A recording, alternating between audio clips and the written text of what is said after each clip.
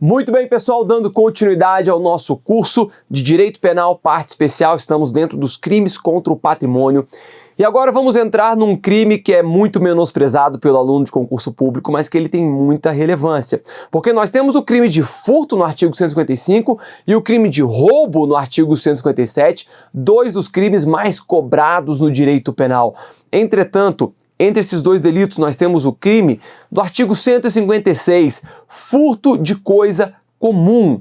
E muita gente não sabe o que é esse furto de coisa comum e é uma conduta bem simples, bem tranquila, fácil da gente identificar na prova. E quando ele é cobrado, esse artigo, ele é cobrado simplesmente com base no que está no Código Penal. Então vale a pena a gente conhecer o artigo 156 e entendê-lo adequadamente, é o que a gente vai fazer nesse bloco agora, para que quando cair na nossa prova a gente saiba aplicar sem qualquer dificuldade, beleza? Olha aqui então o artigo 156 que já está aí na sua tela, o crime chamado de furto de coisa comum. E ele diz o seguinte, o artigo 156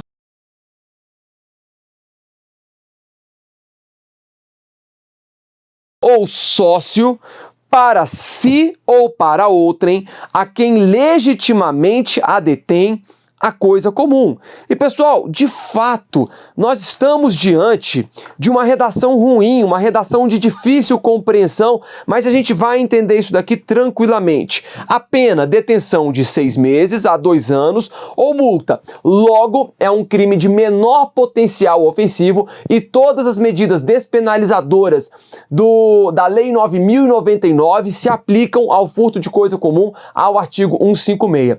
Mas vamos entender e principalmente diferenciar o furto de coisa comum do crime de furto, porque o que as provas têm feito é colocar uma situação de furto de coisa comum e coloca dentro das opções o crime de furto. Quando o aluno lê na prova o verbo subtrair e percebe que não há violência, não há grave ameaça, já pensa, isso daqui é furto. E não repara que uma das opções vai ser exatamente o furto de coisa comum. Mas olha aqui então, de novo na tela. Este é um crime que pode ser praticado pelo condômino, pelo coerdeiro ou pelo sócio. Logo, ao contrário do crime de furto, e vamos desenhar uma tabela aqui embaixo, nas diferenças entre o crime de furto e o crime de furto de coisa comum. Olha só, em relação ao crime de furto, trata-se de um crime comum. Por que é um crime comum? Porque qualquer pessoa na face dessa terra pode praticar o crime de furto. Quem quiser praticar o crime de furto, pode praticar. E o crime de furto de coisa comum pode ser praticado por qualquer pessoa? Não. Se você não for coerdeiro, se você não for um condômino, se você não for um sócio, você não pode e não consegue praticar o furto de coisa comum. Então, para ser do crime de furto de coisa comum, exige-se uma qualidade, uma condição especial do sujeito ativo. Logo, na tela, o furto de coisa comum, ao contrário do crime de furto, é um crime próprio. Ele somente pode ser praticado, somente pode ser sujeito ativo deste crime, do furto de coisa comum, se o agente for condômino, coerdeiro ou sócio. Professor, o que é condômino? É aquela pessoa que vive num condomínio e que tem parcela daquele condomínio. O que é o coerdeiro? É aquele que tem direito, legitimidade ao valor que foi deixado, à herança que foi deixado pelo decujus. E quem que é o sócio? Aquele que detém parcela de uma empresa, parcela de uma pessoa jurídica e que obviamente tem direitos também sobre os bens e direitos daquela pessoa jurídica. Então são essas 3 pessoas que podem praticar o crime de furto de coisa comum, beleza? Vamos ver aqui então, olha só, subtrair o condômino, coerdeiro ou sócio para si ou para outrem, a quem legitimamente a detém a coisa comum. Então, quando nós falamos dessas 3 figuras, do condômino, do coerdeiro ou do sócio, tem uma expressão chave que nós precisamos ter aqui, que é a propriedade compartilhada. essas três pessoas, elas têm propriedade compartilhada. Então, aquilo que é do condômino é de um outro condômino. Aquilo que é de um herdeiro é de outro herdeiro. Aquilo que é de um sócio também é de outro sócio. Então, essas três pessoas, elas vão ter o que a gente chama de propriedade compartilhada. Muito bem. Vem aqui então comigo que agora eu quero explicar para vocês um exemplo de como que esse crime acontece. Imagine agora que a gente tem uma sociedade, tá bom? Uma pessoa jurídica que é desenvolvida por três sócios. E essa pessoa jurídica, ela detém somente um bem. Todos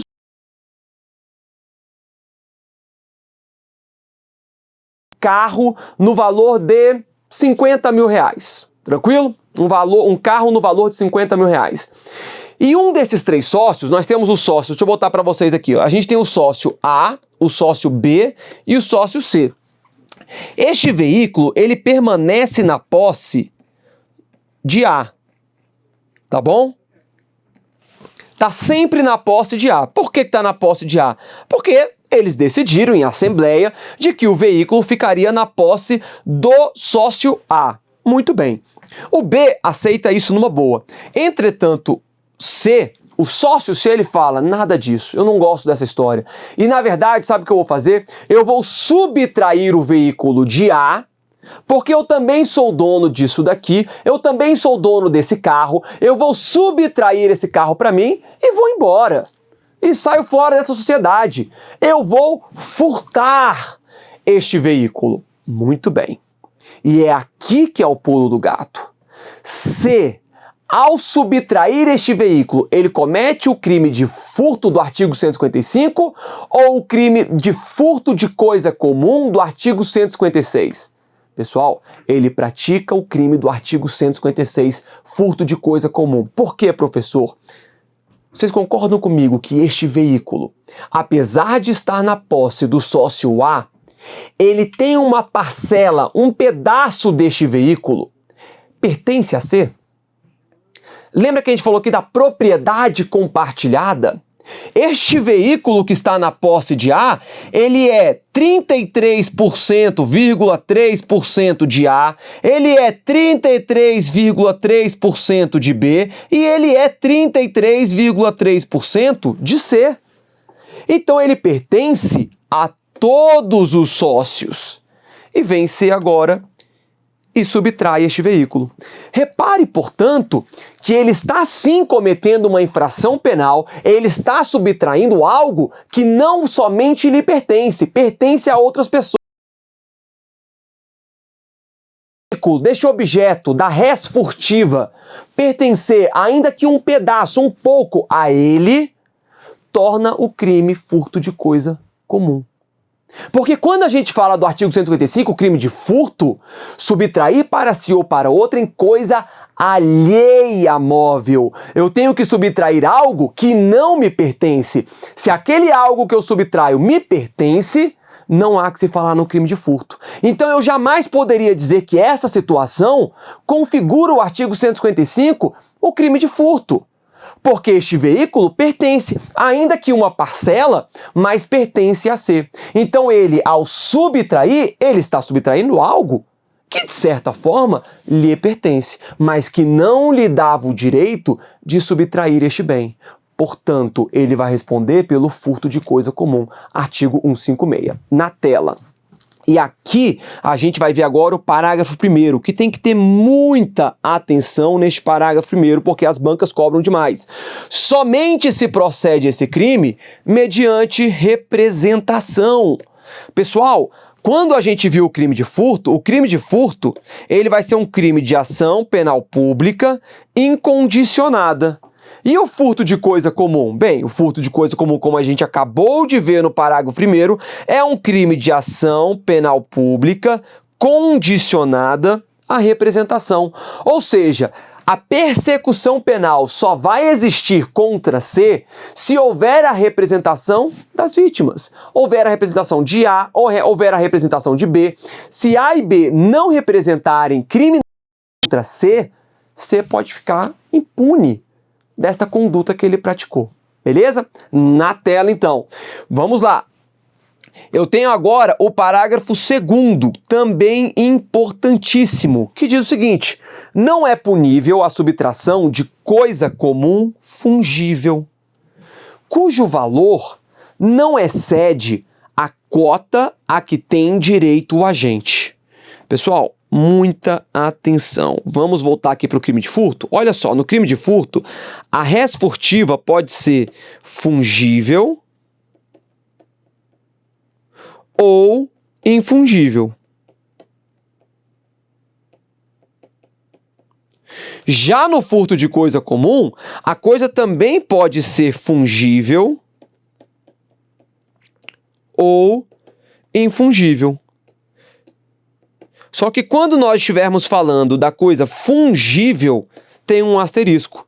Por quê? Porque essa coisa fungível só vai configurar esse crime se ela exceder a cota do agente. Beleza? Vamos mudar essa situação aqui agora? Lembra dos sócios A, B e C? Vamos dizer agora que eles são herdeiros, tá bom? São herdeiros. E o pai, são irmãos, inclusive, e o pai deles deixou, o único bem que o pai deixou foi R$90 mil em dinheiro, ok?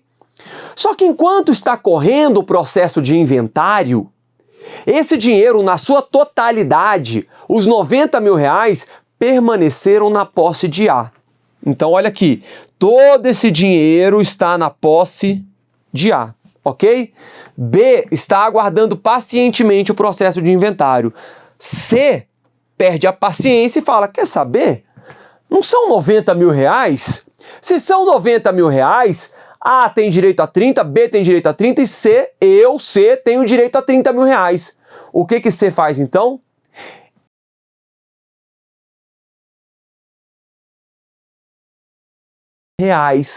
Que ele entende ser de seu direito e que de fato lhe são de direito.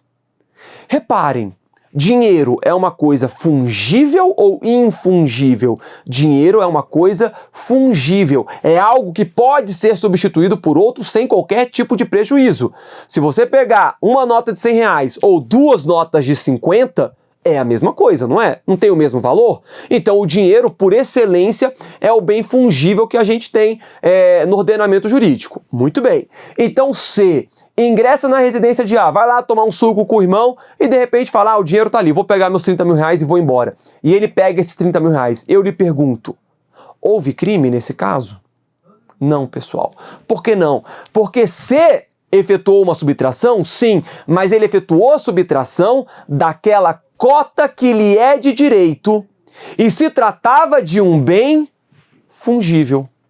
Se por acaso o pai de A, B e C tivesse deixado 3 relógios e cada relógio valesse a quantia de R$30 mil e C falasse, vou pegar um desses relógios para mim, opa! Ah, tudo bem, ele pegou um relógio que valia R$30 mil, era a cota que lhe era de direito. Entretanto, o relógio é um bem infungível. Então, em relação ao relógio, aí ele responderia sim pelo crime do artigo 156, desde que houvesse a representação dos outros herdeiros, dos co-herdeiros, beleza? Muito bem, pessoal. Então, mais uma vez, o parágrafo 2º, para que não reste dúvida. Olha, não é punível a subtração de coisa comum fungível, cujo valor não excede a cota que tem direito o agente. Tranquilo, galera? Basicamente, o que a gente... Como última observação, para ficar claro aqui, fechar com chave de ouro, a gente fazer uns exercícios. Vamos supor que A, lembra que A é quem está com o dinheiro, ou A é quem está com o carro? Vamos trazer a hipótese de novo do carro, tá bom? Dos sócios. A detém legitimamente o veículo. Vamos supor agora que é A, o sócio A, quem fala, olha, já estou com esse carro aqui, eu vou embora com esse carro, vou ficar com esse carro para mim. Eu pergunto a vocês, A, se fizer isso, o carro já está na sua posse e ele simplesmente se apodera deste veículo e vai embora, abandona a sociedade, levando consigo este veículo, ele pratica o crime de furto de coisa comum? Não, pessoal. Lembra que o furto, a subtração, é quando a coisa está na posse de outra pessoa e o agente efetua a subtração, se assenhora definitivamente de algo. Quando nós estamos falando de algo que já está na posse do agente, se A eventualmente vier a se apropriar daquele veículo que já está na sua posse, A vai responder pelo crime de apropriação indébita. Então, para que haja o crime de furto de coisa comum, o crime do artigo 156, é necessário que aquele que efetue a subtração, a coisa não esteja em sua posse. É por isso, olha aí na tela, que o caput deixa bem.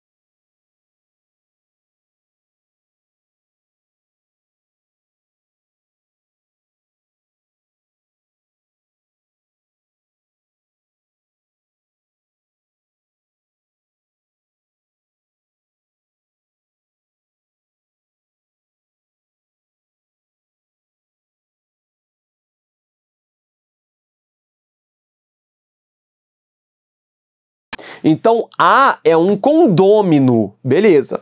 E B, aproveitando-se de que um vizinho viajou, pega as chaves do automóvel dele para dar uma volta durante a noite, devolvendo horas depois o referido automóvel, intacto e com um tanque cheio, no mesmo lugar.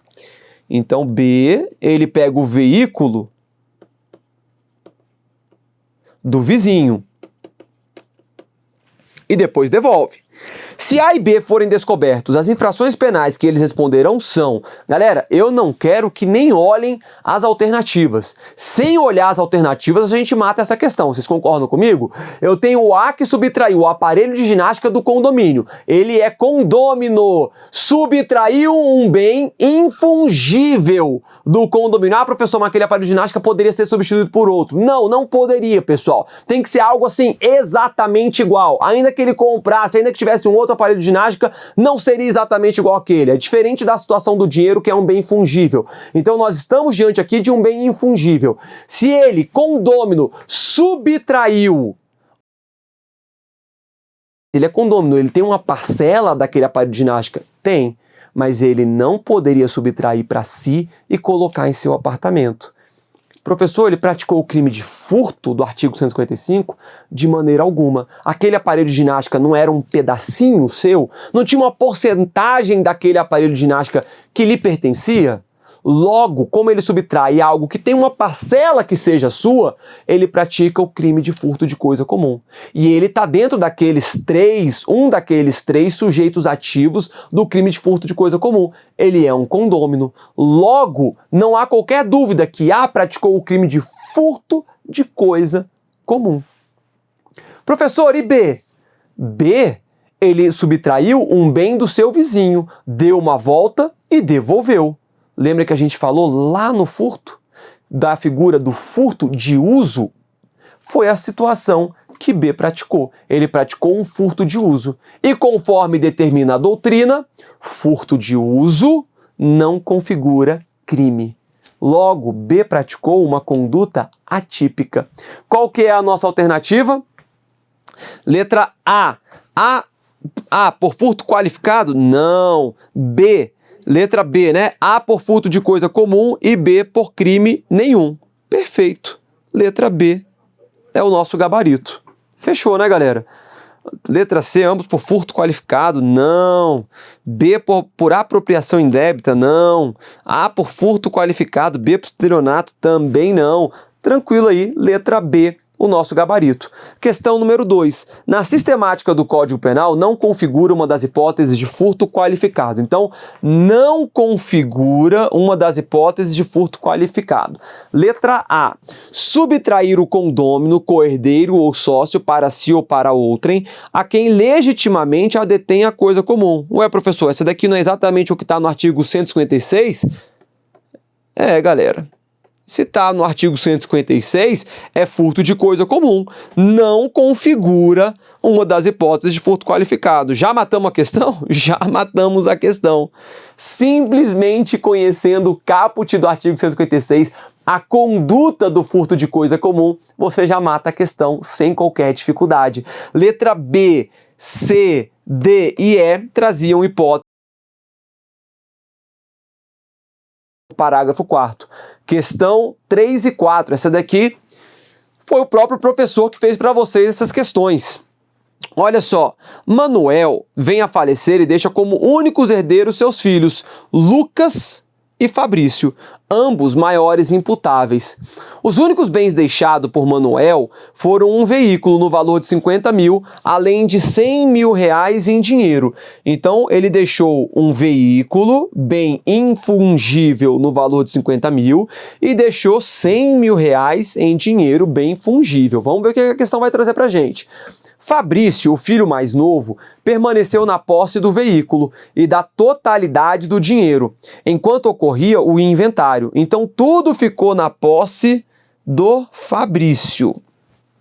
Indignado, Lucas, na intenção de ter a posse do carro para si, fabrica uma chave falsa e subtrai às 3 horas da manhã de 25 de janeiro de 2020 o referido automóvel. Diante dessa situação hipotética, julgue os itens a seguir. Número 3, então. Lucas praticou o crime de furto qualificado pelo emprego de chave falsa, devendo a pena ser aumentada em razão do crime ter sido praticado durante o repouso noturno. Pessoal, essa questão 3 foi aquela questão para pegar quem não conhece a conduta do artigo 156. Porque quem não conhece a conduta do artigo 156, do furto de coisa comum, ia analisar essa questão sob a ótica do artigo 155. E sob a ótica, se nós estivéssemos analisando somente sob a ótica do artigo 155, de fato, haveria aqui um furto qualificado pelo emprego de chave falsa e haveria ainda a inclusão do aumento de pena do furto praticado durante o repouso noturno. Entretanto, questão fácil, porque a gente sabe que esta conduta, no momento que o Lucas subtrai o veículo no valor de 50 mil reais, bem infungível, ele pratica o crime de furto de coisa comum. Ah, professor, mas se nós pegarmos a quantidade 100 mil reais mais 50 mil reais, e o Lucas subtraiu o veículo que vale 50 mil reais. Está aquém da herança que lhe é de direito. É verdade, está aquém da herança que lhe é de direito. Entretanto, o artigo 156 incrimina ainda assim essa conduta, porque o bem que ele subtraiu é um bem infungível, é o veículo. Se ele tivesse, vamos botar aqui uma conjectura, se ele tivesse subtraído 50 mil reais em dinheiro, não haveria crime. Beleza? Portanto, a questão 3 está errada, né? Isso aqui vai configurar o crime de furto de coisa comum. E aqui a questão número 4. Caso o Lucas tivesse subtraído 50... agora eu já falei, olha. Caso o Lucas tivesse subtraído 50 mil reais em dinheiro, não haveria crime, uma vez que o valor representa sua cota a que tem direito na herança. Já expliquei para vocês, aí a número 4 estaria correta. Beleza? Exatamente em razão do parágrafo 2º, artigo 156, parágrafo 2º do Código Penal. Fechou, pessoal? E para a gente acabar, questão número 5. Nos crimes contra o patrimônio, o legislador, ao tratar do furto de coisa comum, inseriu uma causa específica de exclusão da ilicitude relacionada com a possível fungibilidade da coisa subtraída cujo valor não exceda a cota a que tem direito o agente. E aí, essa daqui é para fechar com chave de ouro. Afinal, essa questão está certa ou está errada? Galera, deixa eu voltar aqui para vocês.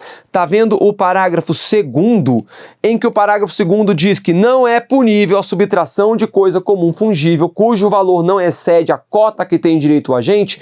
De acordo com a doutrina, o parágrafo 2º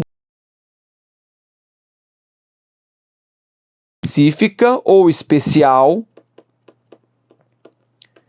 de excludente ou exclusão da ilicitude. Eita. Da ilicitude. Ok?